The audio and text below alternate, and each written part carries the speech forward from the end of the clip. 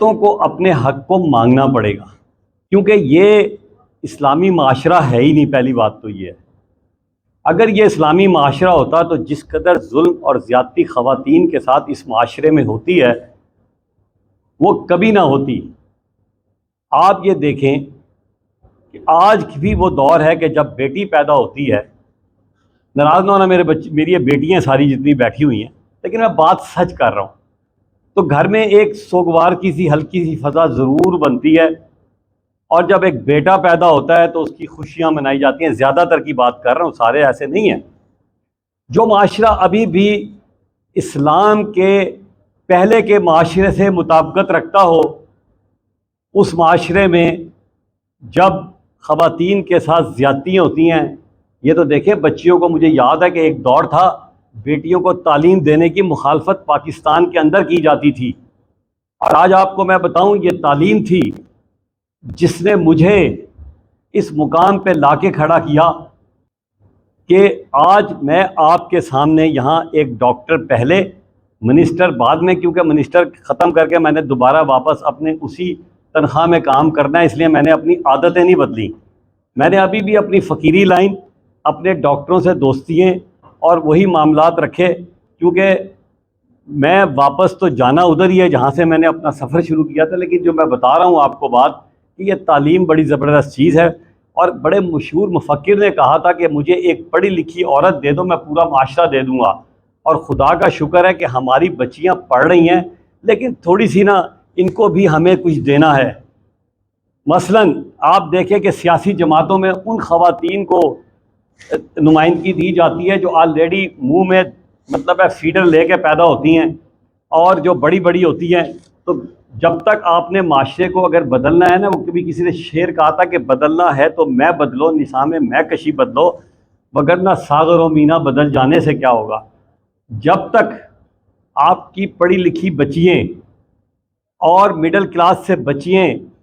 ایوانوں میں نہیں پہنچیں گی تو وہاں کے مسائل، ان کے مسائل، خواتین کے جو ایوانوں میں بیٹھی ہوتی ہیں کچھ اور ہوتے ہیں، ان کو کوئی فکر نہیں ہو رہی کہ بریسٹ فیڈنگ کے لیے بیچاری اس سے پہلے کہ دودھ تو پیے گی تو بریسٹ فیڈنگ ہوگی نا۔ آپ دیکھیں یہ بڑا آسان ہے ہمیں کہنا کہ بریسٹ فیڈنگ کرو، لیکن دودھ اتنا مہنگا ہو چکا ہے کہ شاید درمیانے درجے کا آدمی بھی اب دودھ پیتے ہوئے 2 سوچتا ہے، اور دودھ میں جو ملاوٹ ہے وہ اس قدر زیادہ ہو چکی ہے کہ سچی بات ہے کہ اب تو دودھ پیتے ہوئے بھی ڈر لگتا ہے۔ تو جس ملک میں ایسے معاشرے ہوں، ٹھیک ہے کرنا چاہیے، اس میں کوئی شک نہیں۔ جب میں ایک اور اکثر کل جب پڑھ رہا تھا کہ بریسٹ فیڈنگ کے فائدے، تو میں نے کہا بھی یہ فائدہ سب سے اچھا ہے کہ آپ خواتین کو یہ بتائیں کہ بریسٹ فیڈنگ کرنے سے وزن کم ہوتا ہے، کیونکہ آج کل جو خواتین ہیں وہ بڑی کانشیس ہیں اپنے وزن کے حوالے سے۔ اور ایون آپ خواتین کو چھوڑیں، آج کل کی جو بچیاں بڑی ہو رہی ہیں 14 16 سال 18 سال کی، اور اچھی بات ہے کہ ہونا چاہیے، خاتون کو اچھا لگنا چاہیے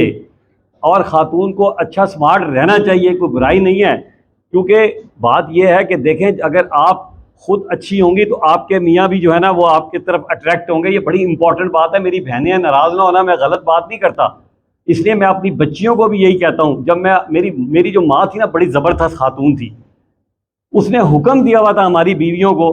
3 بھائی تھے، کہ جب تمہارے میاں آئیں گے تو تیار شیار ہو کے بیٹھا کرو۔ وہ بڑے دنیا کا یہ جو ہے نا بڑے جگہوں سے پھر کے آتے ہیں، تو یہ نہ ہو کہ تم جب گھر میں آؤ اور تم نے منہ بنائے ہوئے ہوں۔ تو ہماری ماں کی وہ عادت مجھ میں بھی ٹرانسفر ہوئی، اور میں اپنی بیٹیوں کو چاہتا کہ جن کی 2 بیٹیاں شادی ہو چکی ہے، میں ان کو روز اگر ذرا سا بھی حلیہ خراب ہو تو میں ٹائٹ کرتا ہوں ان کو۔ میں ساری باتیں تھوڑی سی ہٹ کے اس لیے کر رہا ہوں کہ بریسٹ فیڈنگ پہ تو اتنی گفتگو ہو چکی ہے، میں آپ کے عورتوں کی حقوق کی بات کرنا چاہتا ہوں، کیونکہ میں سمجھتا ہوں کہ آج جو کچھ ہوں، اگر میری ماں نہ ہوتی نا آج، تو ڈاکٹر جمال ناصر نہ ہوتا،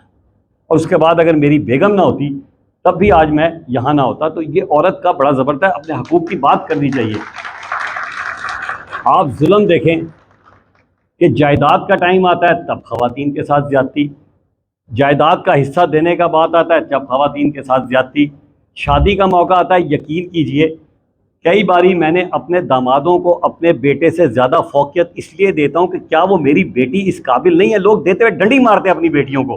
اور بھائی بیٹی تو تمہاری ہے نا، اگر داماد آ گیا تو کیا ہوا؟ آپ اپنی بہو کو تو سارا کچھ دے جاتے ہیں، لیکن جب بیٹیوں کا معاملہ آتا ہے تو دیتے ہوئے آپ گھبرا جاتے ہیں، حالانکہ بیٹی آپ کی ہے، جگر کا ٹکڑا ہے، پیاری ہے، اور اتنی پیاری رشتہ ہے کہ میں بتاؤں کہ سچی بات یہ ہے کہ آخری وقت میں آج کے دور میں جتنی بیٹیاں کام آتی ہیں اتنے بیٹے کام نہیں آتے، اور ہمیں یہ سوچنا چاہیے کہ، اور بچیوں کو بھی پیغام ہے، خواتین کو بھی پیغام ہے کہ گھر میں جب جائیں تو بہو کو بیٹی سمجھیں، اور بیٹی کو نا آپ سمجھ لیں کہ وہ دوسرے گھر جا چکی ہے، اور یہ نہ سمجھیں، اس طرح بیٹیوں کو بھی میں خواہش کروں گا کہ وہ ساسوں کو ماؤں کا درجہ دیں، تب معاملات چلتے ہیں۔ ہم ڈنڈیاں مارتے ہیں، بیٹی آتی ہے تو اس کی کرائیٹیریا کچھ اور ہوتے ہیں، جو بہو آتی ہے اس کا کرائیٹیریا کچھ اور ہوتا ہے۔ ہم مسلمان ہیں ہی نہیں، مسلمان ہوتے تو یہ سارے مسائل ہمارے جنم نہ لیتے۔ بہرحال میری گفتگو تھوڑی سی ہٹ اس لیے گئی کہ میں سوچ کے آیا تھا کہ میں بریسٹ فیڈنگ پہ کیا بات کروں، کیونکہ بریسٹ فیڈنگ سے خوبصورت چیز تو ہے ہی کوئی نہیں۔ قرآن نے جب کہہ دیا کہ 2 سال تک ماؤں کو، اعلیٰ عمران میں ابھی ہمارے گوندل صاحب نے بتایا، پھر بریسٹ فیڈنگ اتنے سارے فائدے ہیں۔ آپ ہر بچہ دیکھیں، ہر سال شروع میں 2.5 لاکھ بچہ ہمارا نمونیا سے کیوں مرتا ہے؟ اگر اس نے بریسٹ فیڈنگ لی ہو، جیسے انہوں نے بتایا کہ شروع کا دودھ پیا ہو، اینٹی بایوٹک اس میں آتی ہیں، ویکسین ہے ایک طرح سے، تو پھر شاید یہ بریسٹ فیڈنگ کی جو ہے اہمیت ان کو پتہ چل جائے۔ لیکن اس کے ساتھ ساتھ ہم نے گورنمنٹ آف پنجاب نے اپنی طرف سے ان تمام اداروں کے ساتھ مل کے، میں نے جب بریفنگ لی پرسوں تو مجھے خوشی ہوئی کہ ہمارے ادارے جو ہیں وہ یونیسیف کے ساتھ مل کے، ورلڈ ہیلتھ آرگنائزیشن کے ساتھ مل کے، ہمارے خلیل بھائی کے ساتھ مل کے، مجھے خلیل بھائی اصل میں اچھے لگتے ہیں، میں ان کو ڈاکٹر خلیل نہیں، خلیل بھائی کہتا ہوں، تو یہ اتنے اچھے لوگ کام کر رہے ہیں کہ مجھے پتہ چلا کہ یہ بچیوں کو جو آتی ہیں بریسٹ فیڈنگ کی، انہیں پیسے بھی دے رہے ہیں، یہ ان کو نیوٹریشن بچوں کو سپلیمنٹ بھی دے رہے ہیں۔ دیکھیں جہاں تک ادارے کا کام ہے، ادارہ بہت کام کر رہا ہے، لیکن اصل ضرورت اویئرنیس کی ہے۔